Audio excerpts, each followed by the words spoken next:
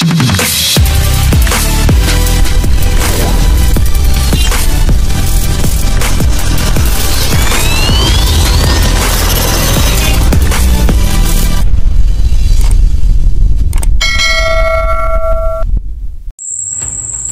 ayun mga kamaster,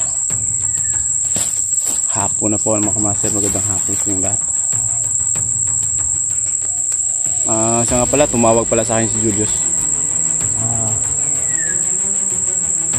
Magkikita kami ngayon.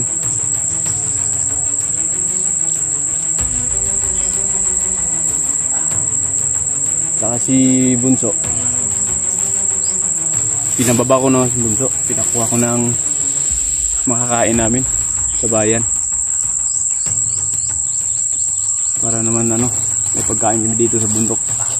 Kaya ko naman dito sa bundok eh.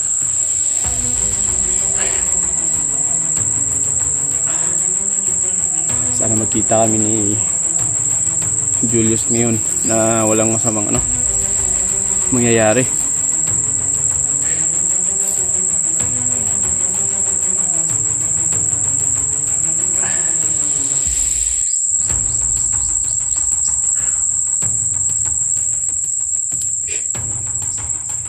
Hapon na.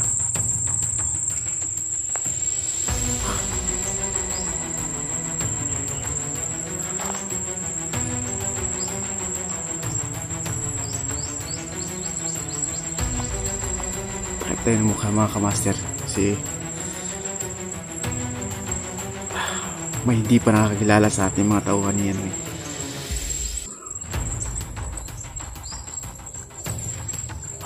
Pero kukunin natin yan mamaya. Yun.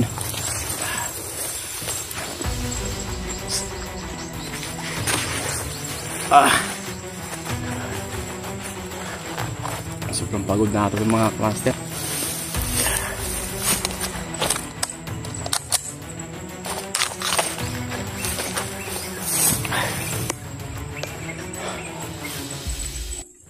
Yun, lahat sa mga lahat na supporter natin magandang hapon sa inyong lahat at sana patuloy din kayo nagsusubaybay dito sa channel natin at sa dun sa mga bago pong subscribe sa channel natin, bago napadpad lang po, ay maraming salamat po sa suporta niyong lahat. Ito po ay patungo pa rin ako sa paghanap ni Sarge, o sino man yun, kasi sabi ni Julius ito ng location ko, malapit to sa location niya. Kaya ito, ngayon tayo i-ano natin si Julius ngayon.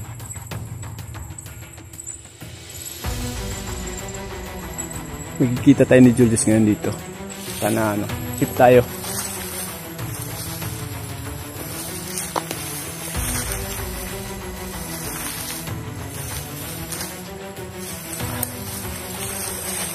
Lahat ng mga karakter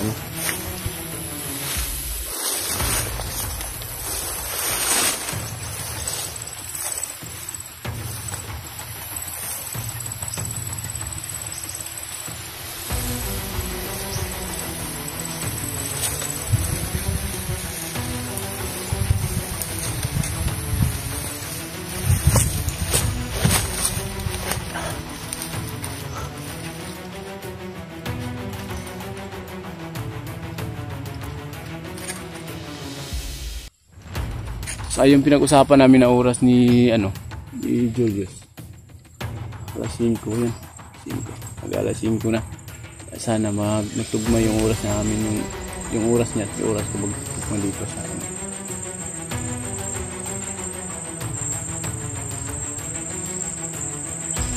Sa lahat po sa nag-comment kung bakit daw hindi na nagba-vlog si Bunso, hindi po, nagba-vlog pa rin po siya ngayon. Pero sa ngayon po ay hindi muna siya nakapag-upload dahil nga yung YouTube channel niya hindi pa na cover po, dahil yung unang cellphone niya is nawala. Kaya ayun, hindi pa siya nakapag-upload sa kanyang white Pusip naman tayo, may bullet drop tayo.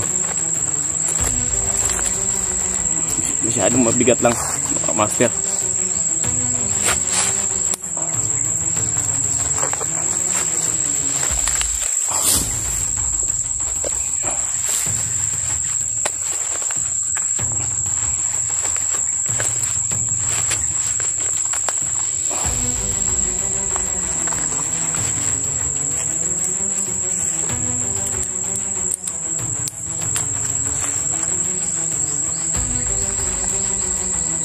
Ayun, maraming salamat nga pala sa mga solid supporters natin dyan, sa hindi walang sawang pagsuporta sa atin dyan.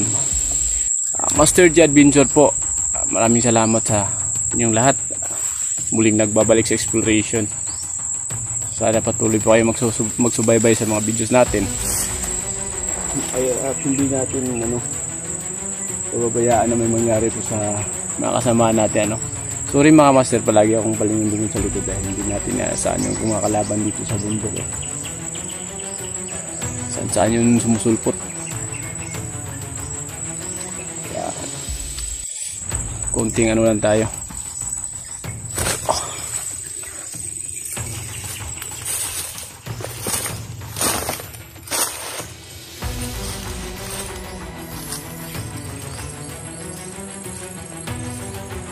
Hindi lang bandido yung natin dito mga kamaster, kunti ahas din. Lahat na namumuhay sa kagubatan, kailangan nating umiwas sa mga ahas.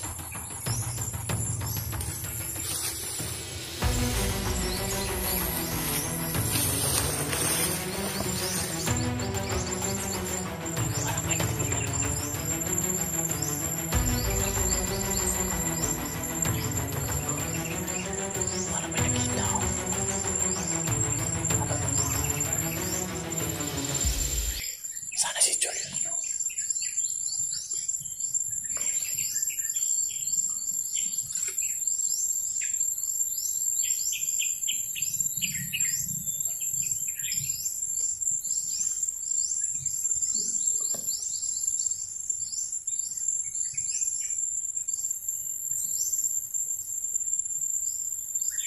may mga boses ako naririnig.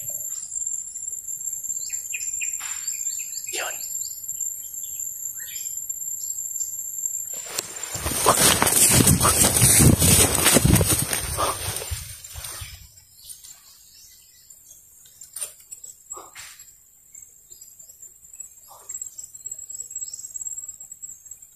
May mga boses ako naririnig dito mga kamaster. At sana si Julius to. Dahil tumawag si Julius sa akin. Alas 5 daw kami magkikita dito.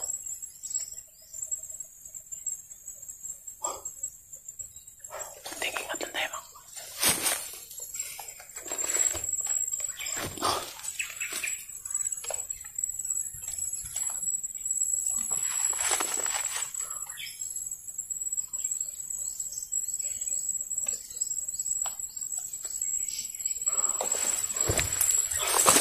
Kunting dasal lang mga kamaster, dahil hindi natin alam yung mangyayari sa atin dito sa gitna ng kagubatan.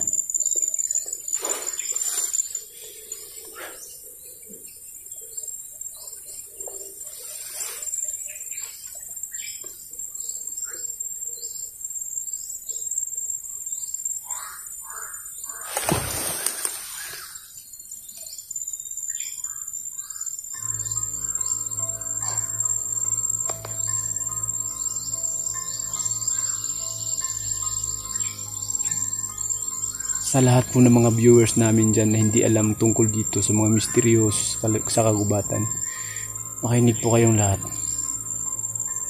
Hindi lang po uri ng mga tao o ng mga bandido yung pong inaano namin dito sa kagubatan. Hindi marami pa po, tulad ng mga masasamang elemento dito. Yung makikita nyo ng mga ibon na nagliliparan po, tulad ng uwak. May mga istorya po yan, dahil mismo ako nakikita ko sa dalawang mata ko, may commander na talaga na mga tauhan niya is yung mga ibon, tulad ng uwak, yung mga maiitim na buti. Kaya minsan kaming mga hunters, hindi kami nawawala ng mga orasyon, kahit hindi gaanong mas malakas yung orasyon namin. At least may mga panangga kami sa mga itim na mahika. Kita nyo, kung naririnig mo man yung hangin. Yan. Yan.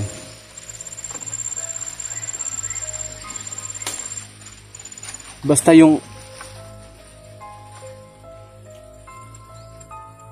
boses ng uwak nang lumalabas dito sa kagubatan, ang hangin dito ay hindi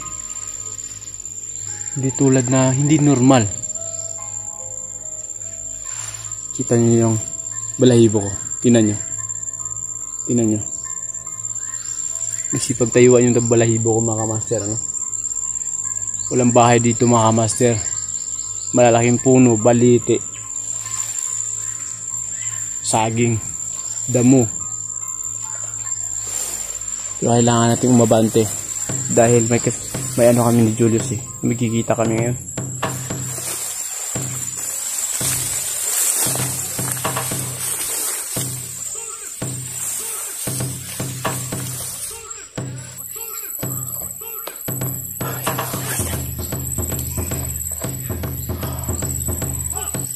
Parang may nakikita ako.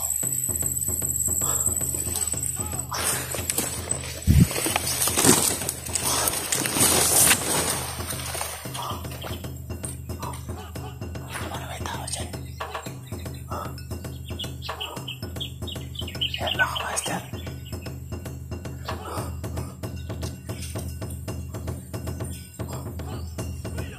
May namabantay.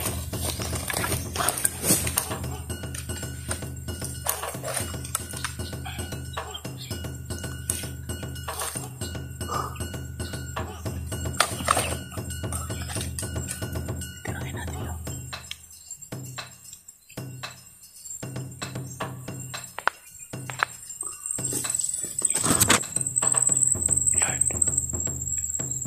Gabayan niyo po kami.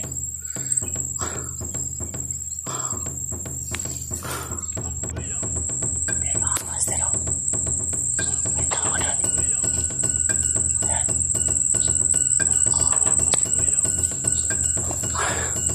Ayan.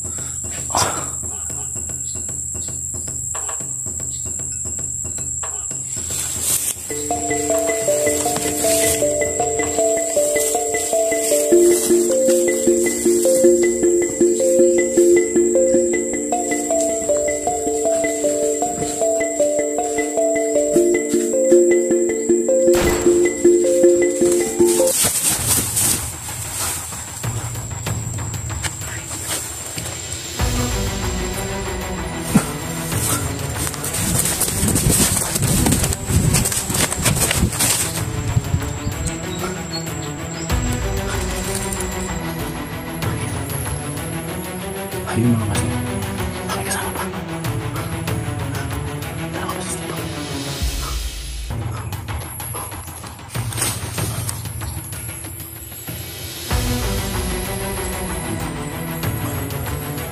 Kailangan natin mga kamaster.